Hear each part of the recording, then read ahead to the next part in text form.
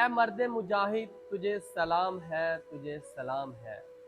शहीद कांस्टेबल जिहड़ा कि अज डाकुआं नाल मुकाबला करदियां होया अपने सीने ते गोली खा के अज शहीद हो गया। उहदा नमाज़े जनाजा पुलिस लाइन दे विच अदा कर दिता गया।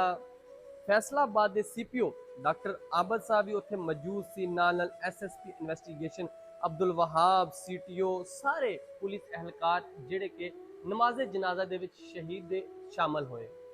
शहीद आबद जिहड़ा कि अज उन्हें बहादरी का मुजाहरा करदिया होया फैसलाबाद के डाकुआं नूं एक पैगाम भी दिता है कि पुलिस हमेशा शहरियों के नाल है और डाकुआं का पूरा मुकाबला करेगी सीना तान के। आबद कांस्टेबल नमाज़े जनाजा तो बाद उन्होंने सलामी पेश की गई और सुपुर्दे खाक कर दिता गया। इस तरह के साडे पुलिस एहलकार बहुत ज़्यादा अपनी ड्यूटियां सर अंजाम देंदे होए शहीद हो जाते हैं, अपने सीनिया ते गोलियां खा लेंदे ने, लेकिन फिर भी लोग पुलिस ते यकीन नहीं करते। पुलिस साडी मुहाफज है वा, लेकिन विच कुछ कालियां भेड़ां भी है जिहड़ियां कि सारी पुलिस नूं बदनाम कर दिंदियां ने।